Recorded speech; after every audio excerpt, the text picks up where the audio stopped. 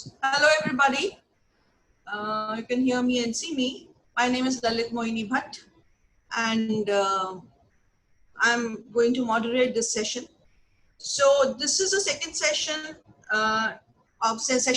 second interactive session conducted by the Law Links, and the previous interaction was with Mr. Naveen Arna, and he gave us the nuances of the legal drafting. So today we have Mr. Sudhanshu Batra amongst us. He's a senior advocate of Delhi High Court and the Supreme Court. Mr. Batra, apart from being a great lawyer, he's also a renowned and eminent mediator, also mediator trainer and an arbitrator. Mr. Batra has been the organizing secretary of Delhi High Court Mediation Center for more than 6 years. Apart from that, Mr. Batra is also a member of SIMC, which is Singapore International Mediation Center, and also of CAM. My association with Mr. Batra is a long-standing, about more than 15 years. He's been a great friend, a colleague, and a mentor. And I'm quite sure all of you will benefit from today's interaction with Mr. Batra. So today we will be our main focus will be on understanding mediation and conciliation. Thereafter, we'll move on to mediation in the times of COVID-19, or whether the time has come or is it right for ODR in India. So we will be taking down questions from the audience. So Rahul, Siddharth and Abhimanyu will be collating the questions. You can always put this in your chat box. And the questions will be answered by Mr. Batra at the end of the session. And 10 minutes, we will keep it for question and answers. And any questions can be addressed on the chat box. So let me begin with Mr. Batra. Hello. So yes. My first question to you in this session is, what is mediation and when was it made part of judicial process, and what are the benefits of mediation? First of all, let me thank Mohini for inviting me to this forum.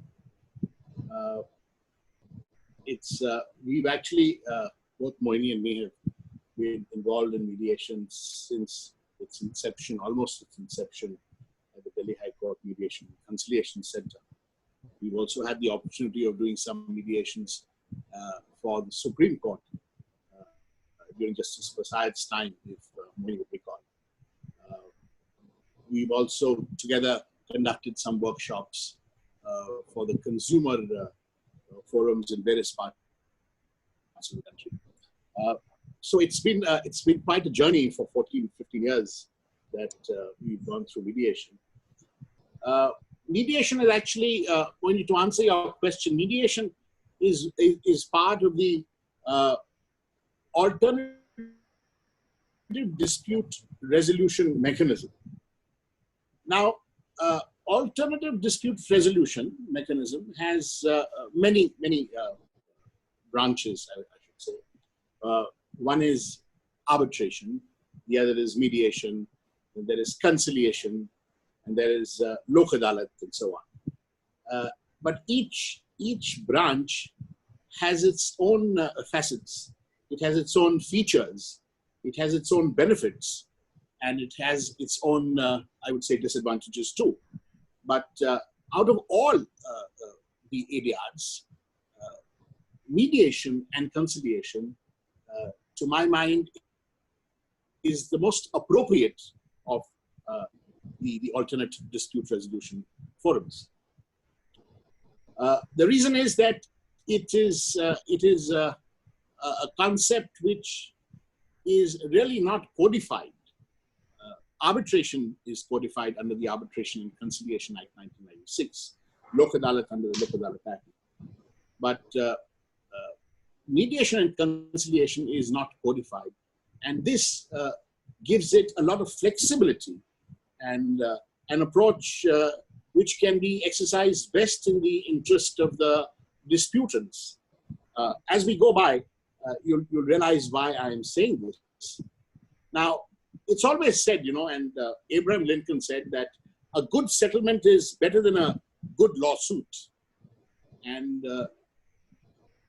the definition of mediation, as we have learned and we have taught, is that it is a voluntary, party-centered, structured negotiation process conducted by a neutral third party who uses specialized communication and negotiation techniques to assist parties in resolving their disputes.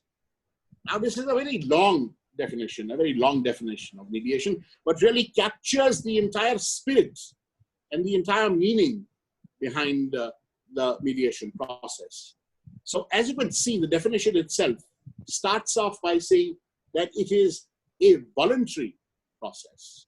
So, unlike going to court, where one party sues the other without the other party knowing that the party is being sued, files a case in the form of a suit or a writ petition or whatever, and summons are issued and the court calls the other party. So there is no voluntariness of the other party to come to court, but is actually called upon. In mediation, there has to be a very strong element of voluntariness between the parties to come and sit together to find a viable and an amicable solution to their differences, their disputes, whatever have really come out. Then the next feature in this definition you would have noticed is that this is a party-centered process. So when we say it's a party-centric process, you can imagine yourself in court as lawyers, and when we are arguing, the parties are not even allowed to talk, or not allowed to interrupt when the lawyers are making their submissions. And this is not encouraged by the courts, obviously because of the reason that they are not familiar with the legal framework of how the matter is presented, what is relevant, what is not relevant. The courts cannot be expected to listen to each party and then decide whatever the list is before the court. So, but in mediation, you will see that it is a party-centric process, so the parties themselves have a great role to play in it. And because this process is completely confidential, and parties are told to speak whatever they want to in the presence of the third neutral party, which is the mediator, and in fact, the parties are encouraged to participate and say all that they want to. You would have seen that invariably, when you come out of court and the party would say that, Vakil Sahab, aapne ye to baat kahi nahi.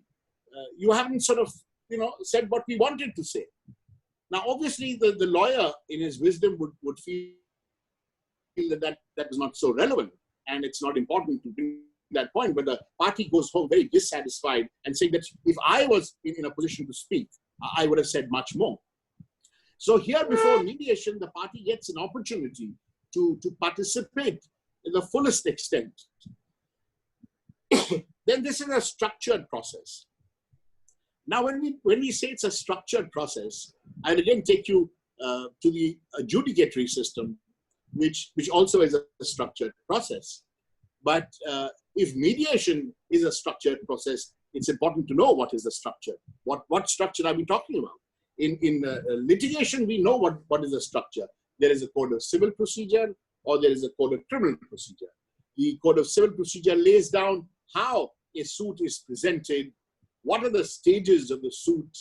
First, a plaint is filed, summons are issued, the party is called upon to respond, a written statement is filed, documents are filed by the parties, admission and denial takes place, issues between the parties are framed by the court, the parties are put to trial. First, the plaintiff produces witnesses, then the defendant produces witnesses, the trial is complete, and then the matter is argued by the counsels before the court. So here there is a structure which is given in the procedural code itself. Now, mediation also has a structure. But the best part is, it is not a rigid structure. It is a very flexible structure. It has certain stages that we go through. I'll come to the process, and then you realize I just briefly give you the outline of the process, and you realize what structure of mediation I'm talking about. Really going into understanding the structure in great detail it comes in when you're actually being trained as mediators. So then the fourth aspect, the fourth feature of mediation is that it is a negotiation process. Now, in court, we are not negotiating. We are arguing our point of view. And the other side argues their point of view. So we are actually we are adversarial to each other. Here, we are negotiating in a manner that we help the parties arrive at some meeting point, and there is some written agreement or settlement that is eventually arrived at. So this is a negotiation process. Now, negotiation is not necessarily a monetary negotiation. Negotiation can be a relationship negotiation, your emotional negotiation. So those aspects, if you see in the adjudicatory system, are completely missing. Then this is the fifth feature is that this is conducted by a third neutral party, which of course even the adjudicatory system is by a judge who is also a neutral party. But the role of the judge of that neutral party is very different from the role of the neutral party in mediation. The role of the neutral party or the judge in the adjudicatory system is to decide who's right and who's wrong, who should win and who should lose, who's entitled to something or not entitled to something. While in mediation, the neutral party is neither a judge, nor an advisor, nor your counsel, nor a party. So what is the role of this neutral party? The role of this neutral party is to, one, control the process. That's an extremely important role of a mediator. And that is to control the process so that the process is not derailed, decorum is maintained, the manner in which parties are communicating with each other, the communication that is broken, the communication that is lost, the communication that has created bitter relationship between the parties, all that is under control. And the second, which I would say the first important aspect, and it must be in the mediator's toolbox, is the power to empower the parties. The power to empower the parties to decide and take control of their disputes, and then eventually to write their own judgment, to decide for themselves as to how a matter, difference between the two, should be resolved. And that is the role of a mediator to play when the mediator develops the skills to empower the parties to take control of the dispute as well as of the outcome. Sorry. So that's which I would also like you to answer while you are answering these questions is on a bit, you please touch upon pre-litigation mediation as well. I will. Yes. Since I'm talking about mediation, so that you can also explain pre-litigation mediation too. Yes, Mohini. Thank you for reminding me. But let me just complete first the features of mediation, because in order to understand what is mediation, let's first understand what are its features. And once we understand the features of mediation, then I will take you on to what is mediation and what is conciliation and the difference between the two. When we're talking about that, the pre-litigation mediation will all come in. So the sixth feature, which I feel is also very, very important. When we're negotiating, the process is being negotiated, and the mediator is facilitating the parties to negotiate. He or she has to use certain specialized communication and negotiation techniques. Now, What are those specialized communication and negotiation techniques is something which you will learn if you undertake training in mediation. And you are able to understand that, see, it's very simple. Negotiation, communication are such simple words that everybody feels that they know what negotiation is. They know what communication is. But really, to develop those skills of communication, for instance, how to talk, when to talk, what to talk, how does your body language move? How do you understand? How do you make the parties feel that they've understood? Those are so many intricate details and skills of communication that the mediator needs to develop during the process, before becoming a trained mediator. The seventh feature is that the entire process of the entire intention of the mediator is to assist the parties, to help the parties, to help them find their own solutions. So therefore, mediator doesn't judge, mediator doesn't advise, mediator doesn't suggest, mediator doesn't force the parties to enter into a settlement. Mediator only assists the parties, and assists the parties in the most appropriate manner by empowering them to take control of the disputes and its resolution. And ultimately, the last feature is in resolving their disputes, and assist them in what? In resolving their dispute. So if you look at the whole concept of mediation and that definition, that really encompasses the entire process, the entire spirit of mediation. Now, this is completely different from any adjudicatory system.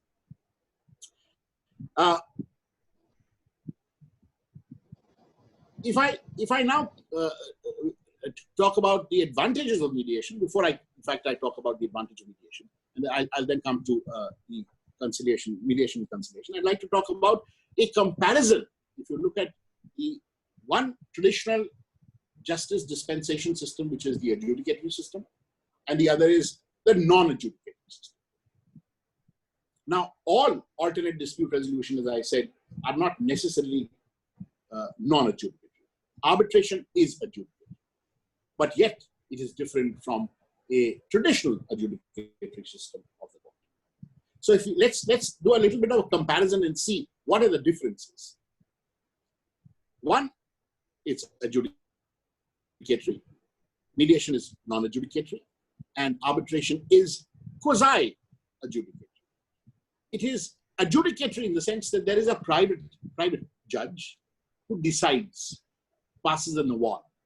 So the trial does take place, but the trial rules are not as rigid as the rules used in civil litigation in the courts. So the procedure that an adjudicatory system has to follow is extremely rigid. It is governed by that frame, and you can't go outside that frame.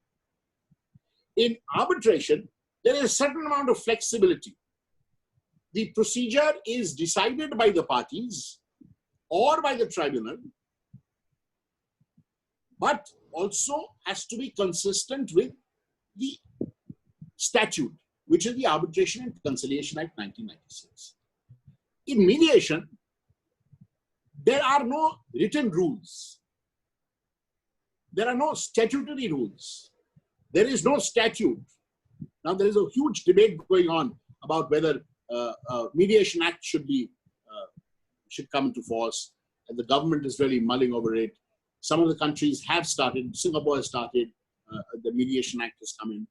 But the point is that should that act be so carefully drafted that it doesn't take away the flexibility of the mediation process.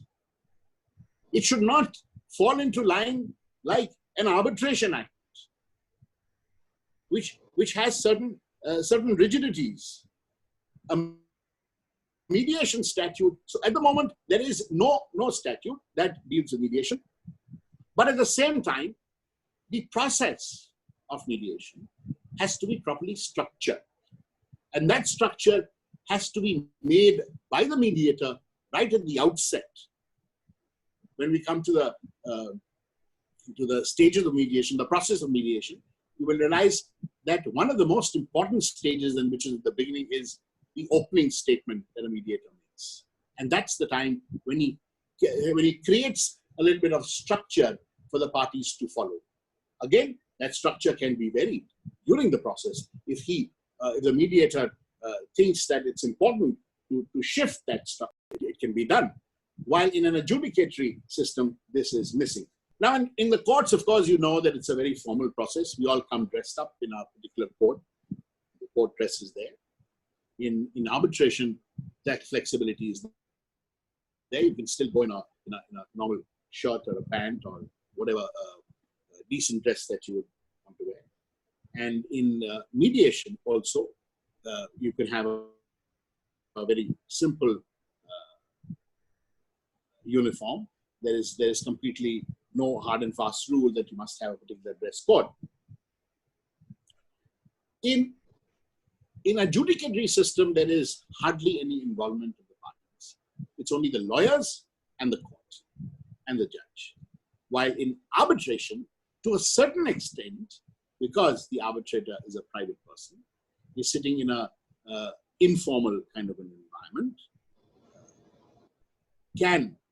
the parties do get an opportunity to participate and bring their point of view, and the arbitrator is fairly flexible about it. While in mediation, the entire process is totally party-centric. That doesn't mean that the lawyers don't participate. The lawyers do participate. In fact, the lawyers participate to such an extent that they help the parties. They advise the parties. When we reach a situation where we are requesting the parties to check their strengths and weaknesses of their case, it is the lawyers who assist the parties to check to do a reality check of the strengths and weaknesses of their case before they decide that this is what they prefer to agree or this is what they don't prefer to agree. So participation of lawyers is there, but it is to a limited extent. Experience has shown that where lawyers are proactive in the entire process, settlements do happen much sooner than expected. And in our Delhi High Court experience, I can definitely say that 98% of the lawyers really encourage the parties for a settlement. Now, in an adversarial system, with the court balance system, the final judgment that is pronounced by the court is binding on the parties. Of course, one is happy, the other is not happy. So the party that is not happy goes and files an appeal, and the appeal also takes its own course, it takes its own time, and it may succeed, it may not succeed, and if it doesn't succeed, then it goes up to a still higher court, and eventually the whole process. But whatever the result is, it becomes binding on the parties. So is the case in adversarial, in arbitration, and they voluntarily enter into the settlement. Of course, the grounds of challenge of any consent decree of fraud, etc., can always be taken up. But usually in a mediated settlement, and especially in a court annex mediation settlement, this kind of ground is really very, very weak, because it happens in front of a third neutral party, and that is the party which is a mediator who is part of the court annexed center. Now, in adversarial system, you will see that there is no communication between the parties at all. In fact, non-communication between the parties creates the gap wider and wider and wider and wider. While in mediation, there is communication. There is first indirect communication through the neutral third party, which is the mediator, and then leads on to direct communication at times between the parties. In the adversarial system, court fees is to be paid, and in the mediation, there is no court fees to be paid. In fact, if a settlement is arrived at, under the Court Fees Act, the court fees is also refunded to the parties. So there's an added advantage if a mediation process takes place during the pendency of a litigation and the parties are referred, and a settlement is arrived at, the parties go back to court, the court passes an order in terms of the settlement, and the court fees is refunded. So you see, there are a lot of advantages of mediation and conciliation. Now, one of the questions that Mohini just asked me was whether all ADRs are non-adversarial. That's not true. All ADRs, it's not that all ADRs are non-adversarial. As I said, arbitration, for instance, is an adversarial process where the private judge, the arbitrator, is given the authority by the parties. If he is appointed by the parties with their consent or by the court, with the intervention of the court, an arbitrator is appointed. The arbitrator will adjudicate the dispute in accordance with law. And therefore, there is an adjudicatory process. Yet, it is not a conventional or a traditional adjudicatory system, but is an alternate dispute redressal forum. While in mediation and conciliation, there is no adjudication at all, and the parties themselves arrive at a settlement. The options are generated by the parties. The settlement is arrived at by the parties themselves with the facilitation of the mediator. So the mediator plays a role of a facilitator and not that of an adjudicator. So that answers Mohini's question that all ADRs are adjudicatory or non-adjudicatory. Now, as far as the difference between mediation and conciliation, now this has created a lot of problems. A lot of people are not clear with the concept as to what is mediation and what is conciliation. Sorry. Mediation, you will see, has found mentioned for the first time in any statute. The first time it came out in 1996 in the Arbitration and Conciliation Act. Section 30 talked about mediation. But that section was hardly invoked. When it was introduced in the Code of Civil Procedure in Section 89, that's when the judicial system accepted and encouraged mediation as a mode of resolution of dispute. Now, when Section 89 introduced mediation in the procedural code, any lists between the parties which settled in accordance with law could be referred to mediation. Of course, the voluntariness of the parties has to be there. You can't compel the parties to go to mediation. Although one of the Supreme Court judgments in Afcon's case, the court has said that the court has powers even without taking the consent to refer the parties to mediation. Of course, the court has the powers to do it. There's absolutely no doubt about it. But will that mediation ever take place? Will the parties volunteer to participate in it? If it doesn't, it goes back unsettled. So really the purpose is not served. And therefore, mediation, although introduced in Section 89, there must be voluntariness of the parties to participate. Now, after that, mediation has been introduced in other statutes. I'll come and tell you one by one which statute has now introduced mediation. But mediation itself, as I said, has no act. Now, conciliation, we already found mention in a number of statutes, even prior to the inclusion of mediation in some of the statutes. For instance, the Industrial Disputes Act, the Hindu Marriage Act, and so on. But conciliation as a concept which is akin to mediation first came up in the 1996 Act. If you read the Arbitration and Conciliation Act, Chapter 3, Part 3, from Section 61 to Section 74, 75, that covers the entire Part 3 of the Arbitration and Conciliation Act, which deals only with mediation. If you carefully look at that part, conciliation is when the parties themselves together want to go to a third neutral party.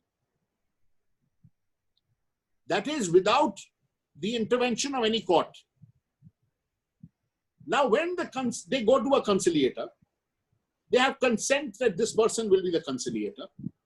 That conciliator starts the process which is similar to the process of mediation. And I'll come to that process. It's similar to the process of mediation. The only difference being that a mediator cannot even, in the role of a mediator, the mediator cannot even suggest an option or a possible solution to the parties for a settlement. As I said, the mediator is to empower the parties to take control of the dispute and the resolution, and therefore also come up and generate options themselves. Generate options themselves to find the solutions for themselves. In conciliation, the conciliator could suggest some possible solutions, but in a manner that does not make either of the party feel an element of bias or prejudice. See, a mediator's role, when I said the skill of a mediator is to maintain confidentiality, maintain neutrality, maintain impartiality, and therefore create that trust. And that trust element is the most crucial element, or a most crucial skill that a mediator must develop with the parties. Similarly, even a conciliator has to be impartial, be neutral, develop the element of trust, and yet, if the conciliator is giving a possible solution, the solution must be given in such a manner and so carefully crafted that it does not create any thought process in the mind of either of the party that the conciliator is biased or conciliator is prejudiced by one side than the other. Because the moment that happens, that trust element for one of the parties breaks. And then when trust element breaks, then the mediation process is derailed. And when the mediation process derailed, in fact, sometimes instead of settling matters, they become more bitter. So it's very, very important to be able to adapt that skill and apply it appropriately. Now, once a conciliated settlement has happened, it comes into writing, parties have signed, conciliator also signs. Now, this is not referred by the court. So what is the enforceability of this settlement, this conciliated agreement? The enforceability is given again in part 3 of the Arbitration and Conciliation Act. It is, in the language of the Act, it says, the conciliated settlement shall have the same status and effect of an award, that is, an arbitral award. So can you imagine that a conciliated settlement has been drawn up, parties have signed, conciliator has signed, that document itself is a deemed award, a deemed arbitral award. So what do you do with the arbitral award? How do you enforce it? Section 36 of the Arbitration and Conciliation Act. And if you have to challenge it, you have to challenge it under Section 34. Now, so unlike so this is like, it ultimately has the shades of a consent award. So the challenge also becomes very limited. Even though Section 34 gives, my question here is a twofold here, Sudhanshu. Can you hear me? Yes. Yeah. So one is that, do we have to file a suit for the enforceability? And secondly, amongst our audience, there is one question is that, in case, given this current situation and the road ahead, how would you record a settlement agreement when parties and the mediator cannot sign a physical document? So these twofold answers, if you can give, that will really... the second question? Yeah. Just repeat the... The second one is that, given the current situation, when I think that we will touch upon in the ODR once we come to ODR, or would you like to touch it upon talking about the enforceability right now? Yeah, let's go step by step. So when we're talking, so we'll answer that question a little later once we come on to the ODR. Yes. Okay. So my first question was, do we have to file a suit for the enforceability? Yeah, that's exactly what my point was. and thank you for pointing it out. When I said that the conciliated settlement agreement, once drafted and signed by the parties, and thereafter signed by the conciliator, that document itself becomes an arbitral award. Yeah. Now, when you have an arbitral award, do you file a suit? No. You enforce it by filing a petition under Section 36. So obviously, the settlement agreement, if you file a suit, then the whole purpose is defeated. That means you go back into litigation, and that's not the idea. Here, a conciliated settlement, and this is all permissible in law, because Part 3, Section 61 to 74 to 75 of the Arbitration and Conciliation Act deal with this as to how a conciliated settlement is to be treated. It is to be treated as an arbitral award. So when you don't file a suit for an arbitral award, unless on the ground of fraud, a suit for declaration and all that, that's something different. But Section 34 also talks about fraud, by the way, subsection 2. But the challenge to that award can also be made under Section 34. So there is no necessity of filing a suit. So as far as enforceability of, I hope that answers your question, Mohini. Yeah, it does. Thank you.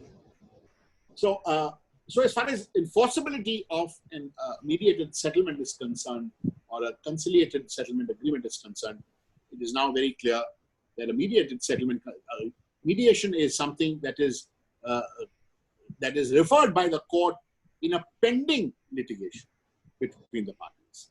So the litigation is already pending. The parties are referred by the court to the mediator, and the mediator goes through the entire process of mediation, and a settlement is arrived at by the parties. Once the settlement arrives at, it is drawn up in writing, signed by the parties, the mediator, and is sent to the court that referred the matter. That court then looks at that settlement, sees that the principles of Order 23, Rule 3 are fully satisfied, passes an order in terms of the settlement, allowing that settlement, if it's satisfied, that yes, all principles are followed, and that becomes a consent order or a decree. Now that, of course, again is enforceable in execution or in any other. There's one more question, Sudhanshu, here on the enforceability aspect. Is that it's another from one of the viewers. How would you enforce a preliminary conciliated agreement, i.e. a preliminary conciliated agreement entered into by the parties with the conciliatory signature that has been executed and acted upon by the parties, even though the final conciliation process is unsuccessful? How would it be enforced under Section 30 and 26 of the Arbitration Act? Also, would it be hit by bar of confidentiality under Section 75 and 81? It's a very good question, but to my mind, a preliminary conciliated agreement would be like a partial settlement. And partial settlements, like mediated settlements, are enforceable. It is like a partial award. So partial awards are also enforceable. Partial awards are enforceable. Yes. So a partial award will have to be, it'll have to be treated as a partial award and enforced as such. Now, it really depends on whether there is a possibility of that partial award being enforced in the absence of a final settlement. Will depend on the facts and circumstances of that case. But if it is, it can be enforced as a partial award, and will have the same force as a partial arbitral award under the Arbitration and Conciliation. Is that right? Yes. Thank you. Okay. Now, the advantages of mediation, as you see that mediation and conciliation both have tremendous advantages. One is you empower the parties to self-determine their dispute and resolution. It encourages communication, the simple rules of procedure. It's a flexible, informal, and voluntary process. Saves a lot of time and energy, costs are reduced. In fact, costs incurred are also refunded under the Court Fees Act. The parties get an opportunity to evaluate the strengths and weaknesses of their respective cases. What we call Bhatna and Vatna, I mean, we're not going to go into those concepts because they're really the skills which we'll have to go through at the time of training. Then it focuses, now very important, what mediation, the advantage of mediation and conciliation is that it focuses on your present interest and your future interests and your long-term interests. Now, unlike in an adjudicatory system, you see, if you look at a case is filed, let's say in 2005, and in 2020, trial is completed, a judgment is pronounced. Judgment is pronounced on a dispute that arose in 2005 or even prior to that. While a conciliated settlement or a mediated settlement will focus on their present interest and their future interest.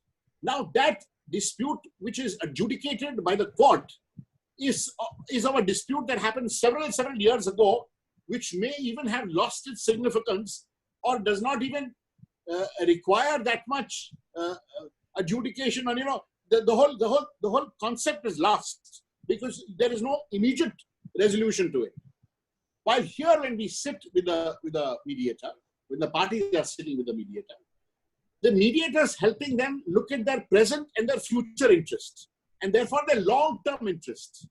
So it's not the past. So we often tell the parties, you are lucky you have an opportunity to write your own judgment. In an adjudicatory system, you are telling a third party to write a judgment of your disputes. While here you get an opportunity to write your own judgment. Now, another very important aspect and another advantage of mediation is that it either restores broken relationships or at least stops further deterioration of a relationship when a settlement is arrived at. When a settlement is arrived at, then obviously the bitterness is reduced. See, overnight these things don't work. It takes time. But when a settlement, when the party is satisfied that, okay, I'm happy with this settlement, then over a period of time, whatever the party has chosen to give up goes into the background. And there's acceptance of that position. And therefore that relationship that had become sour. So mediation and conciliation addresses that very beautifully. Now, in mediation and conciliation, and mediation particularly, parties get an opportunity to generate their own options, which may be out of the box. Now, in a court adjudicatory system, it is a straight-jacketed facts, apply the law, this should be the result. Now, while in mediation, the parties get an opportunity to generate their own options and come up with creative solutions, which may be even out of the box. A solution which could have never probably involved in the court of law. And this attains finality, and ultimately the entire process is also confidential. So you see the series of advantages that go along with mediation. I think some people are asking questions. I would love to answer them. Let's first. Before I would like to ask you now, you have mentioned about the process, you mentioned about the enforceability. So my question now, the next one is that, is government encouraging mediation? Yeah, should we take these questions at the end of the whole session? Is over. So, okay, before that, then I think we should just go on by, which is, I think, the most important thing which is now in everybody's mind is what is, during this COVID-19 times, how is mediation workable? You have to touch upon a little bit on pre-litigation mediation as well, because the viewers are asking a lot on pre-litigation mediation and its enforceability. So maybe this is a time during COVID-19 and Odia, that's where we, you can probably talk about pre-litigation mediation as well. So here at this time, do you think the time, firstly, my question is twofold. One is, during COVID-19, during this lockdown time, where do you see mediation going? And second question is, do you think the time has come for online dispute resolution in India? And thirdly, you need to touch upon the pre-litigation mediation. Yeah, see, as far as online dispute resolution is concerned, there has always been one of the branches of ADR. In the West, it's been very successful. In India, it's picking up. Online mediation, ODR, that's online dispute resolution, could be in the form of mediation, could be in the form of arbitration, could be in the form of conciliation. That is pre-litigation mediation as well. There are some advantages and some disadvantages for online mediations. And the advantages are that it is very cost effective because geographical location doesn't become any barrier. Wherever you're sitting, you can be online and you can exchange your grievances before a third neutral party, and through the process of online, we can. It could start with an email from one side. The email is sent to the other side.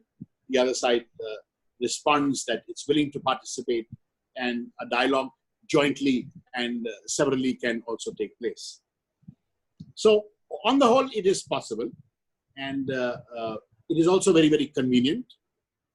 Parties don't need to, it's not a very, very rocket science to get onto online mediation or arbitration. It reduces time a lot because you don't need to travel to come to the mediation center. You can spend whatever time in a day that is available to you. The travel time is not there. Parties can talk straight away, fix up the time and meet and so on. And unfortunately, there is no precedent on the jurisdiction issue as far as arbitration or ODR is concerned, if there is arbitration, as to which court will have jurisdiction, whether it is a cause of action, because here there are a lot of judgments on seat versus venue also that have been pronounced by the Supreme Court. But there is no judgment on where the territorial jurisdiction be. So that area may require the courts to look at and finally lay down what the law is. But these are some of the advantages. But the disadvantages, to my mind, are that it becomes a very impersonal sort of an interaction. So complex mediation cases or conciliation cases become a little difficult to relate to when the mediator is talking to the parties. So for cases like the e-commerce cases, for instance, consumer disputes, there is a defective part which is supplied and there is a dispute, or your car is within warranty and you have not been given compensation for it, or part has not been replaced, so there is some dispute about it. So like there is some on Amazon's where the bulk cases are there. Basically, yes. That's what. So yeah, those kind of cases can really work very well through the ODR, and especially in these, I mean, I feel that because it becomes so impersonal, to create that trust, when I was talking about mediation and conciliation, that it's important for the mediator to create that trust, that since that personal touch is not there, that trust cannot be so easily developed. You see, the physical presence of the parties is extremely important to my mind. But yes, mediations do happen, and I'm not saying they don't happen. But those are of not so complex matters, where relationship issues are not so complex. Then it's possible to do them. And also people, in India, a lot of people, even though it's not difficult to get onto the net and all that, a lot of people in the rural areas, see, we are all living in cosmopolitan cities, Bombay, Delhi, Calcutta, where there should not be any problem. But what about places in rural areas in Punjab, rural areas in Rajasthan, rural areas in Bihar. Those people are not so techno savvy, and there's going to be a huge problem because this is after all a party-centric process. If you have to have lawyers representing you in Odia, then the whole purpose is defeated. So the party's participation in these kind of locations becomes a little difficult. Then, since this is also on the net, there are chances of leak of confidentiality, because information can be shared or can be hacked on internet, and some information can be transmitted electronically. You can record it. Of course, you keep saying that please don't record anything. Everything is confidential. You must not use anything said by one party against the other party, because the concept of confidentiality goes away. So there are a lot of disadvantages, but there are certain advantages, as I said. So as far as e-commerce disputes are concerned, this may be a little, ODR may be very helpful. And so in places like, as I said, in metropolitan cities and all that, ODR is going to be very useful, and especially during this COVID-19 time. Mohini asked this pointed question. I think we have been doing a lot of mediation pre-COVID-19 time, and we had to shelve all that back. And I did try to make an effort to get the parties online to continue the process, but I don't think that comfort level was there, and the parties wanted to sort of meet in person. So, all those pending cases have also come to a standstill. The courts are going to start the e-hearing matters, and perhaps the mediators also start getting used to it and start calling the parties on online. Like, for instance, we've had parties. We've done mediation on the Skype where parties are abroad. One party is abroad and one party is. Sudhanshu, Yes, there's a little glitch at your end. Oh, is there? We're not able to hear you. Even now? I think my internet is showing complete signal. I don't think I can. Is that bad even now?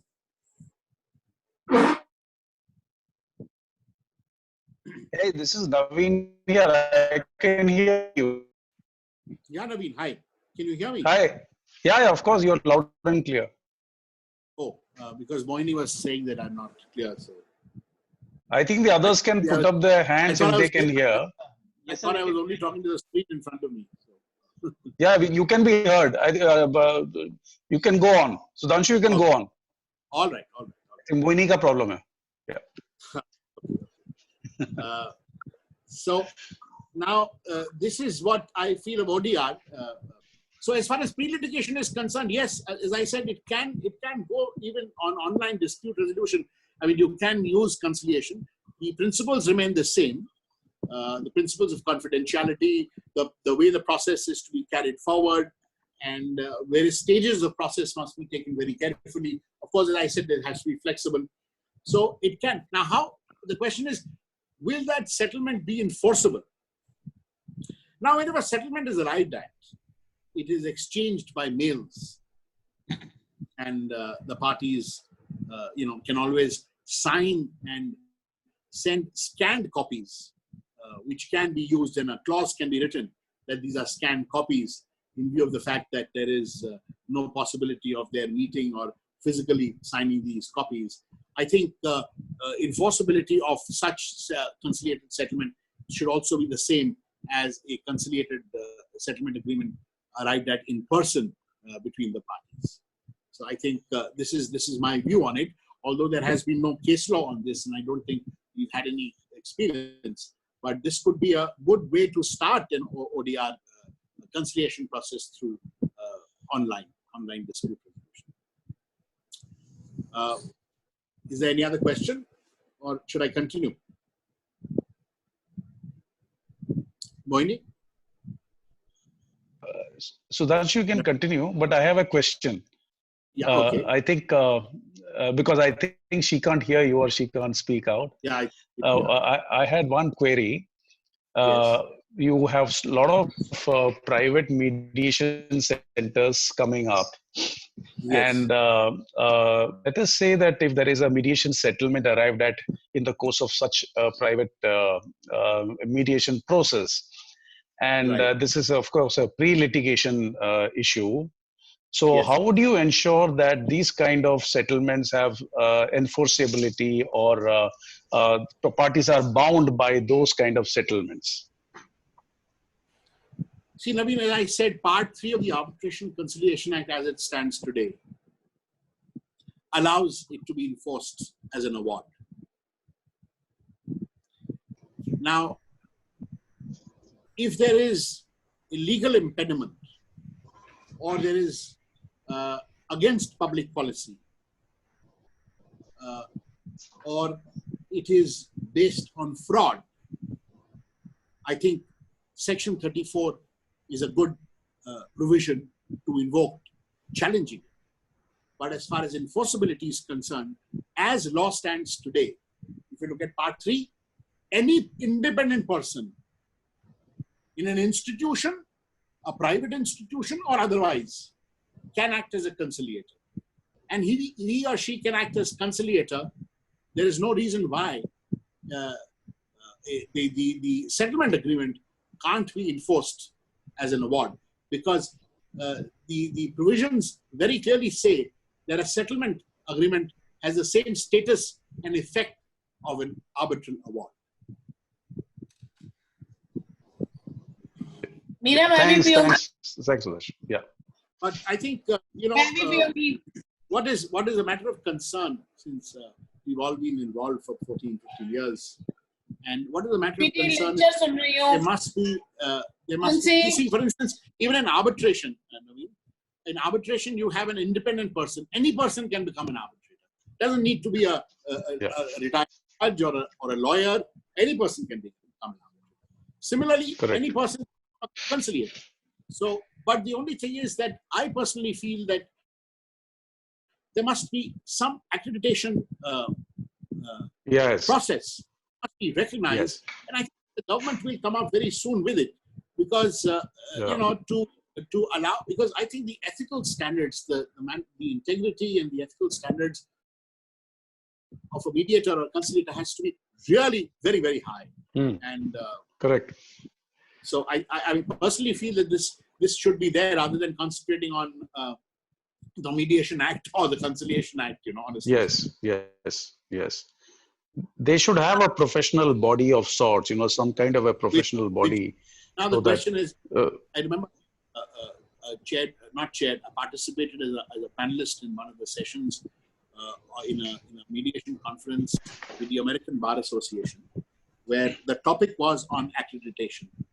And the question arose was, who decides who is competent to accredit So it's a whole process, because honestly speaking, the judge is also not trained.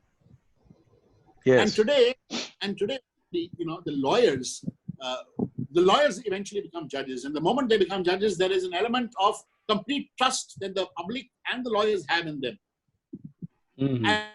as if that trust was not there. It was not a judge, it was a lawyer. So there is a presumption that the judges are absolutely honest and trustworthy, which is correct, which is the right thing. But that person was also a lawyer, and the integrity was the same. So it's very difficult to point out. Find out about the integrity. So there must be. Therefore, these training programs must have a special course on ethics and integrity of a mediator. So the role of the mediator. Correct. That must really grill them. That's my personal opinion. Very good. That's what I also. Thank you, Sudhanshu. There's a question, Sudhanshu. Yes. What advice would you give to young lawyers who wishes to become a mediator? Are accreditations important? What kind of certifications are well regarded in India?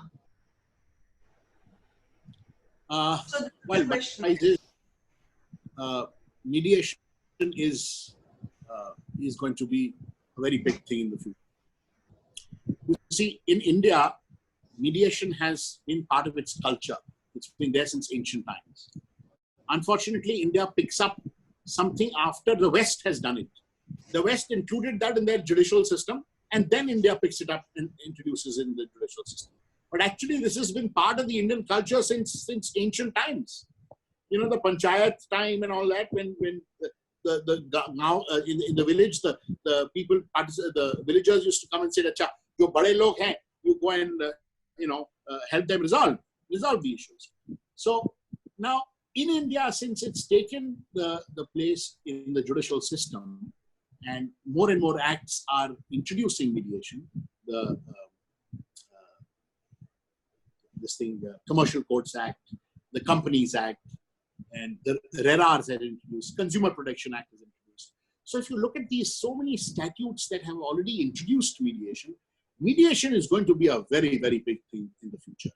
So, but at the moment, I must admit, it is not as paying as it ought to have been by today, because there is lack of awareness amongst the public.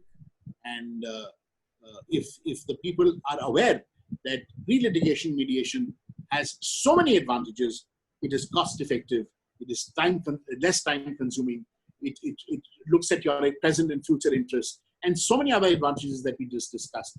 I think people will certainly opt for this mode of dispute resolution, failing which they can always go back to the courts or through arbitration. I read somebody asking me about the MEDAB concept also. Yes, there is a question on MEDAB. I was about to ask you that. Yeah, so MEDAB is also something of the future, because mediation can be attempted first, and if mediation is not successful, then the matter can go to arbitration, and the parties can enter into an agreement. And a lot of clauses and a lot of agreements have now started coming in, where parties are introducing this, that they will first mediate, and then if mediation does not work in such and such time or extended time by the parties, then they will refer the matters to arbitration. And where the parties have not availed of that, while arbitrator being appointed, opposition is the other side can oppose it by saying that mediation has not, and the courts are encouraging parties to first exhaust that and then come for arbitration. So I think mediation is something that is going to be one of the most sought after profession, but it's still going to take time for it to become more lucrative. What else was the next question, Mohini? I'm sorry. There is one more question. What are the challenges in resolving commercial disputes through pre-institution mediation? Challenges are more or less the same, except that you have to have better negotiation skills, and you should be a little more commercially savvy. Commercially savvy to be able to help parties in arriving at a solution, or otherwise, I mean, there are emotions, there are relationships, even in commercial disputes, but the level or the extent of those emotions and relationships are different than in disputes where there are family disputes, or there are matrimonial disputes, or there are other kind of disputes. My experience shows that IPR matters, a lot of them get resolved. I mean, I have been, involved with the parties when the parties have solved disputes relating to huge infrastructure projects, oil projects, and very, very, very, very complex company disputes where shares have been issued, certain resolutions have been challenged, have been denied, and all sorts of things. And those matters have also been settled in mediation. So commercial disputes, the challenges are many, but as I said, you have to be a little more commercially more savvy, and you should have better negotiation skills. And if you develop that skills, I think that's the field to be in. There's a little clarification someone wants. They say that the question is, what kind of certifications are well regarded in India to distinguish yourself as a mediator? Yes, I remember that. I was forgetting something. This was the question. There is no standard certification in India that recognizes you as a mediator. For instance, the Delhi High Court, we have our own set of rules which provide that A, you must be a member of the bar, you must have a minimum number of years of practice at the bar. You must be a regular practitioner of the High Court. You must undergo training conducted by our center, because our module is different from the module of others. Only then will you be entitled to be impaneled in Samadhan as one of the mediators. Now, district courts have their own set of rules. They will impanel perhaps any advocate who has undergone training. I'm not too sure whether they insist upon training conducted by them or by MCPC, because MCPC is the Mediation Conciliation Project Committee constituted by the Supreme Court. And there are trainers who are additional district judges and even lawyers. And I've also been fortunate to be, having conducted some courses for MCPC participants. And so there are sort of, so there is no standard certification course by any institution or any court so far. So that's why we are talking about accreditation. I think that takes care of, once accreditation is recognized by the government, by an institution for that purpose, then these matters will be settled. There is one more question, Sudhanshu. Yes. It is, in a country like India, where illiteracy and poverty is widespread, how do you see Odia becoming accessible and popular to the masses? How will these challenges be overcome? You did touch upon this subject while you were talking about Odia. So what those challenges. Yeah, those challenges are there. Therefore, I said that ODR can become very, very popular for metropolitan cities, but for rural areas, it might not be the solution. I don't think it's arrived for them at the moment, but in other cities, yes, it's possible, and ODRs have been effective, and people have been able to.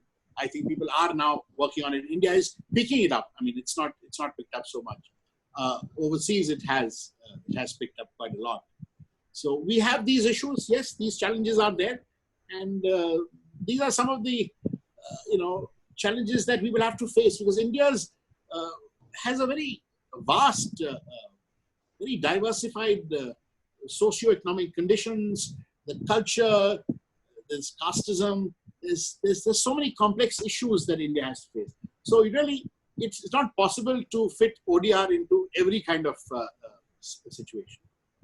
But so hopefully in a situation like this, so my next question is, to make mediation popular in India and to reach out to masses, do you think that time has come for a little bit of amendment to Section 89 CPC? Oh yes. I think. Do you think so? 89, so that it has an outreach I very strongly feel Section 89, as it was drafted, has also been tweaked a bit by the AFCON's judgment. Justice Brendan has rewritten, actually, he's reproduced Section 89 to what should be. And even now, given the circumstances, I think it still requires a little bit of tweaking. And 89, in fact, should now also include pre-litigation mediation. That is something which is extremely crucial. And the government, I think, should give extreme importance to it, because mediation and conciliation people started invoking and using this forum only after it was introduced in CPC. See, 1996 Act had mediation, but nobody talked about it. ID Act, it's a 1947 Act, I think, 1947 or 50 something.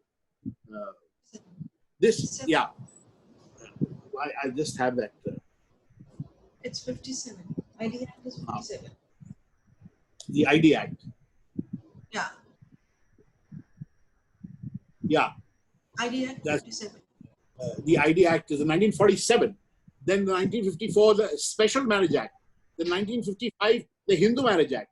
The Family Courts Act of 1984. They all talked about conciliations. Okay? Now, 1996, mediation was talked about in the Arbitration Conciliation Act. Then 2002, the CPC included 89, which included mediation. And then the MSME Act in 2006. Then in 2013, the Companies Act, the Sexual Harassment of Women at Workplaces Prevention, Prohibition and Redressal Act in 2013 introduced conciliation. And again in 2016, the Real Estate Act provided for amicable dispute mechanism between the parties through the alternate dispute forum. And the Commercial Courts Act in 2018 and the again Consumer Protection Act in 2019, Section 37 provided reference of disputes to mediation.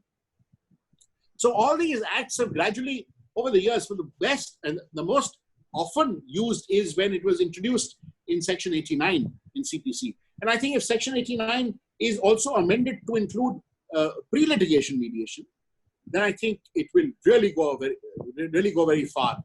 And courts will also be relieved of so much of burden because the parties are likely then to solve the cases and not go to court straight away. Thank you. And there's another question. How do you see effect on mediation or changes in mediation if ever a standalone act on mediation comes into existence? How will you, sorry? I missed that. How do you see effect on mediation or changes in mediation if ever a standalone act on mediation comes into existence? Wani, that is a very hypothetical question because unless you know what the act is, we won't be able to. Yeah, it's very difficult to say what is going to be the effect of it. But I must say that the flexibility and of the process, of the structure, the confidentiality, and those things should not be taken away by any statute, because then the whole purpose of mediation will be lost. So there's one last question, which is there, again, I think it's on MEDA. This is with regard to the, what MEDA, of course, you have explained, and privileges available to a mediator in pre-litigation mediation. Can a mediator be called as a witness? No, I said it's confidential. So when I talk about confidentiality, it's also between the parties and also the mediator and the court.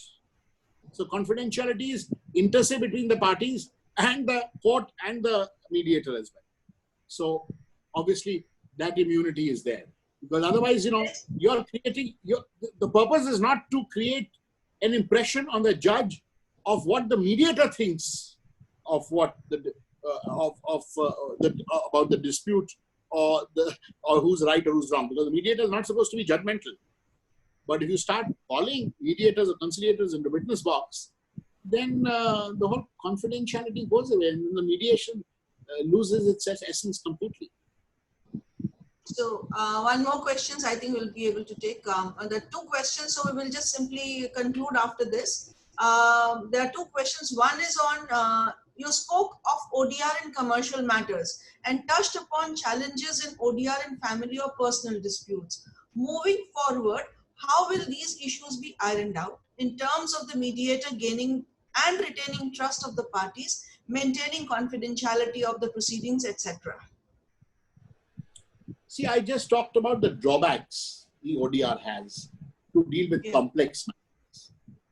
So those drawbacks will remain unless the technology is so well protected that information cannot be recorded, or if recorded, some method to be adopted where we can control this. I am not so tech savvy as to how I'll be able to figure out, how the system can be molded in terms of technology. But certainly, unless all this is done, the confidentiality can't be protected to that extent. And as far as the impersonal touch is concerned, that will always remain in an online mediation process. And so personal touch only come when you're meeting in person and creating that trust. To build that kind of trust is the Herculean task, and you have to be a real icon in the eyes of the public at large, and every mediator can't be an icon to be sort of trusted completely. And even that I don't think it's going to be really possible. What are those sections in ITI? There is one last question. Given the current situation and the road ahead, how would you record a settlement agreement when parties and the mediator cannot sign a physical document? So you have to probably bank upon the ITI. Yeah, correct. I mean, you have to, as I said, you can Hello, scan the. Sudhanshu, can you hear me? Yeah. Yes, I can. Yes, I can. I think you can get the settlement typed and it's signed, and then scanned copies can be then you can also take Evidence Act 65B can be used, that all this was exchanged and this is binding. So I think that is not something which is difficult. I think that can be managed. And I think we can, of course, have electronic signatures also now. Yeah, that's what I'm saying. So all that is now permissible in evidence, and you can file an affidavit under Section 65B. And, so I prove those documents too. So thank you very much, Sudhanshu, for giving us an insight into the mediation and its process and the future of mediation in India ahead. Thank you very much. And thank you everybody for joining us in this session. So thank you very much, Sudhanshu.